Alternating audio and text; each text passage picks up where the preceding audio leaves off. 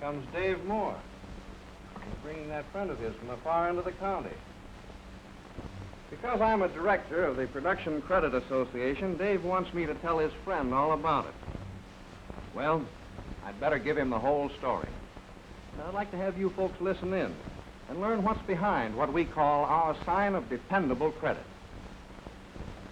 Good morning, Jim. Hello, Dave.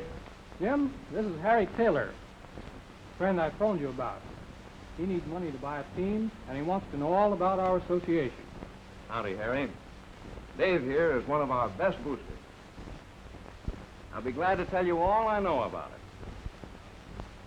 Well, to go back a ways, my father says when he was a boy, many men in any community could maintain their families through their own individual efforts, often with the aid of nothing more than very simple tools.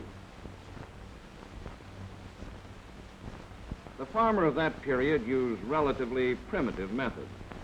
He plowed with a team of oxen and harvested his grain with a cradle. The few things he couldn't produce for himself, he obtained at the village store in exchange for butter, eggs, or some of the other things he'd produced on the farm.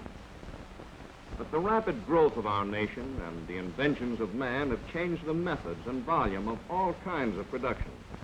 Today, mass production is the rule in industry. It requires large and expensive plants.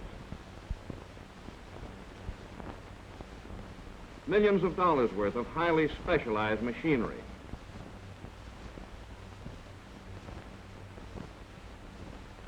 The employment of vast armies of skilled workers.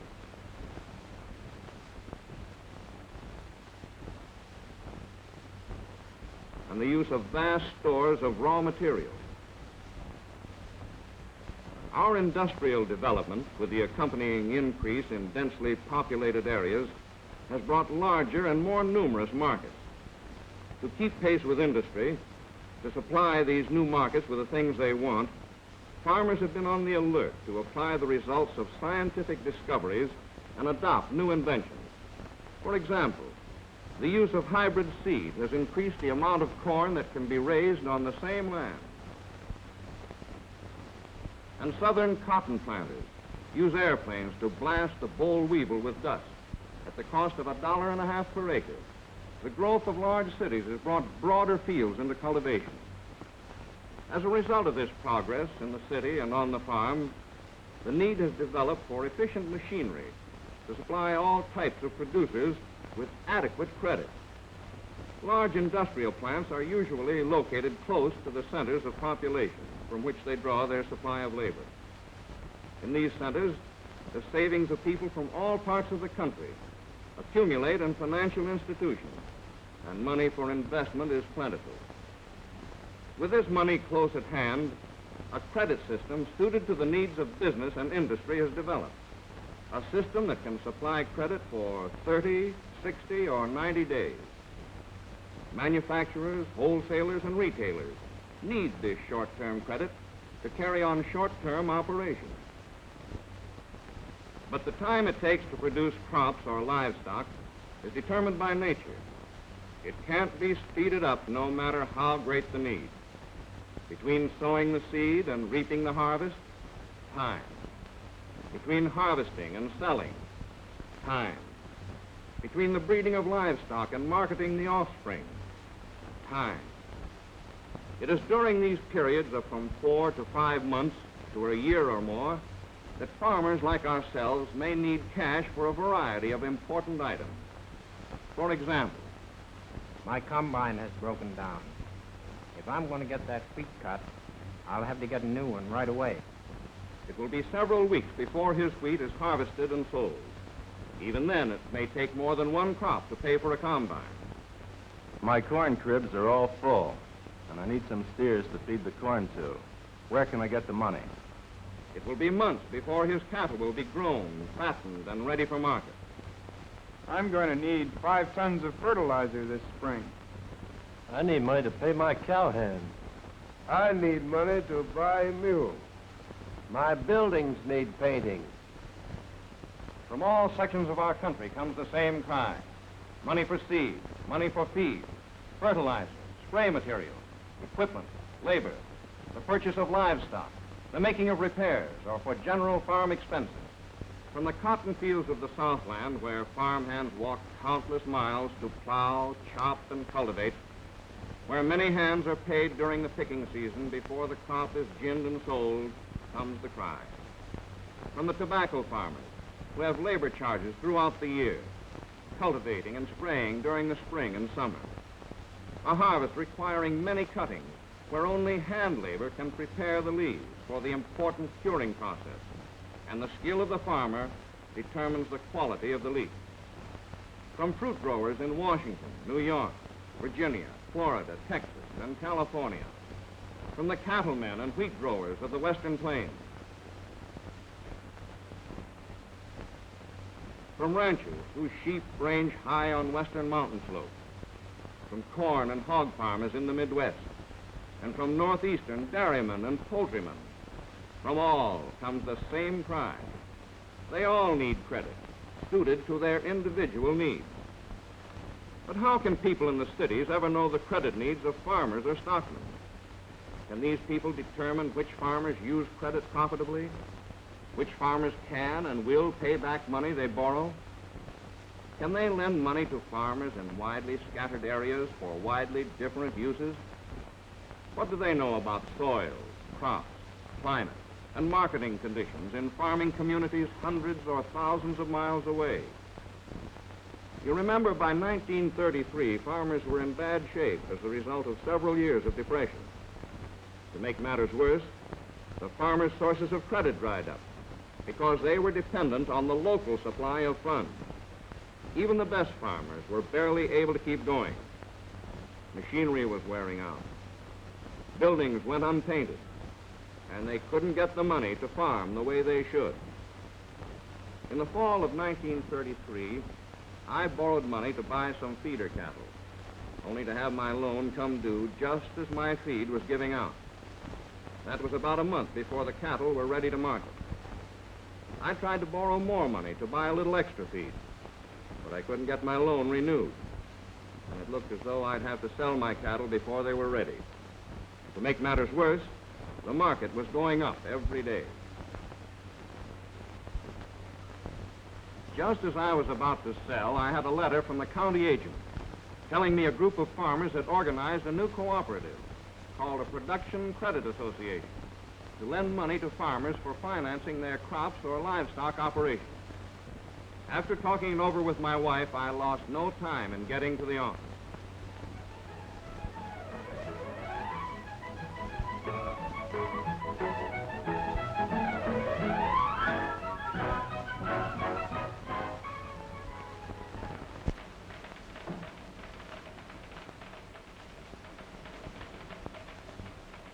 Good morning. Clark's my name. How do you do? My name is Jim Henderson. I'm interested in getting a loan to finance my feeding operations. But first, I'd like to find out more about how this association operates. I'm Secretary Treasurer's Association.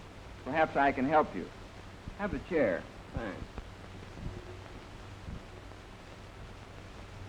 This is a cooperative, organized to make loans that are sound from the farmer's standpoint. Loans that are to be repaid out of the farmer's normal operations without resorting to the sale of any of his needed work stock or equipment. In order to make sure that we are setting up your loan to best suit the needs of your business, it is necessary that we have complete information on your farming operations, your financial condition, the progress you are making, how and when you are going to use the money, and what you have for security. With this information, together with an estimate of your income and expenses, we help you work out a financial program for the year. If your loan is approved, the money will be advanced as you need it. We also help you set up a repayment plan based on when you expect to sell your livestock or crops. Our interest rate is low, and the cost is kept at a minimum by charging interest on each dollar only for the actual number of days you have it. Other charges, such as the cost of having an association representative visit your farm, are also reasonable. Since this is a cooperative, all the voting stock is owned by those who use the association. Each member owns stock equal to $5 for each $100 of his loan. This stock entitles him to one vote in the affairs of the association, including the election of directors. Your application would be considered by our loan committee, which is appointed by the board of directors. This committee is made up of 2 farmers from the board of directors and myself.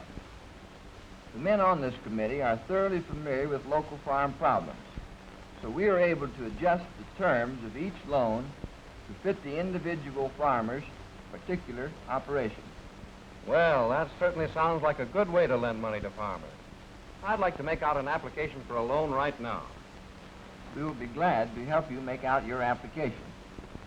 A representative of the association came out to my farm promptly, and a few days later I received a letter saying the loan committee had approved my application and a check for the first advance was enclosed. The other advances arrived on schedule, and I repaid the loan as I had agreed to. But that first loan really put me back on my feet after the Depression.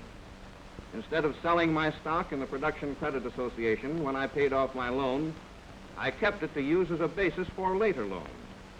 Whenever I've needed credit, I've borrowed from the association. Every year, our association holds annual meetings for members. At this meeting, our officers report on the results of the year's operation and discuss plans and policies of the association. Members take active part in all phases of the meeting and are particularly interested in the election of directors. They like the idea of picking men from their own membership, men like themselves who know farmers and farming, men who know the farmers' problems. And like many of the associations in the country, ours always is served lunch at noon, so we can give over this one day a year to become fully acquainted with the financing end of our farm business. The board of directors decides the policies of the association and hires a secretary-treasurer and other employees to carry out the everyday business. We also appoint a loan committee consisting of 2 farmer directors and the secretary-treasurer to consider all applications for loans. Jim, tell us where the money for these loans comes from. The money for loans is obtained by discounting our notes with the Federal Intermediate Credit Bank.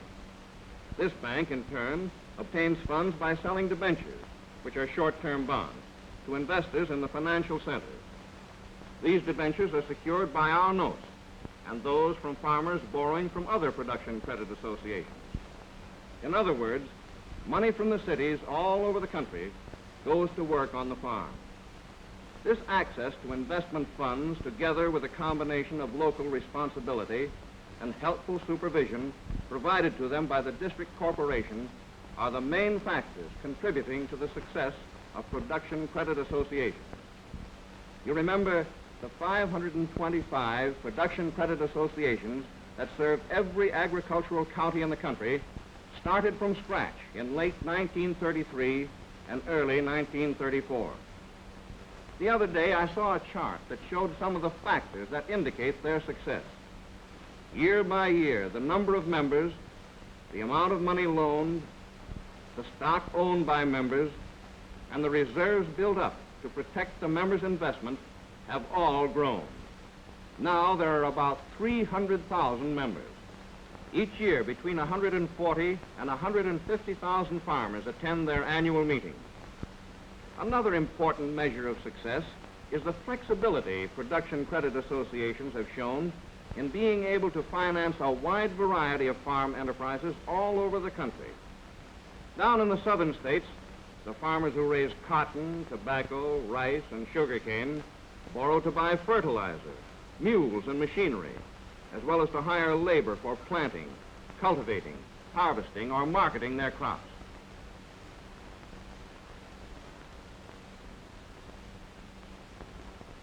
Rice growers use their loans to lift water. It takes 1/2 million gallons to the acre during the growing season. Large pumps operated by diesel or electric power are required, often running 24 hours per day and sending forth as much as 2,500 gallons per minute to be directed across the fields. Rice farmers also use their loans to pay the labor costs necessary to build and maintain miles of levees and dikes for controlling the water level on the fields of growing grain. Farmers in the Middle West borrow to buy livestock, farm machinery, gasoline and oil for their tractors, to pay general operating expenses, or to buy hogs, feeder cattle, or land. Out in the western livestock country, stockmen borrow to buy cattle to stock their range, or sheep to fill out their bands, to pay shearing expenses, to drill wells, to maintain fences, or to pay cowhands or sheep herders. Fruit growers in New York, Virginia, Michigan, Washington, Florida, and California borrow to buy spray materials, boxes, barrels, or crates, or to pay the expense of picking, grading, storing, or shipping their crops to market. Dairymen in the eastern milk sheds are borrowing money to buy feed, to repair and improve their barns, to build silos for winter roughage, to replace poor or worn-out cows, or to buy milking machines or electric coolers.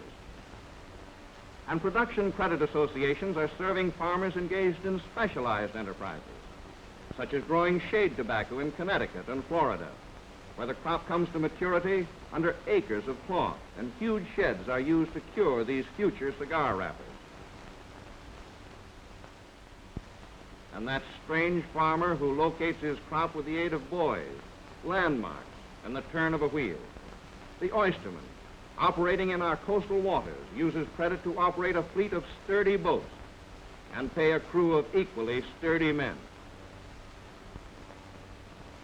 By working together, small as well as large-scale farmers are able to command the interest and respect of investors in the financial centers, and thus make possible their sign of dependable credit.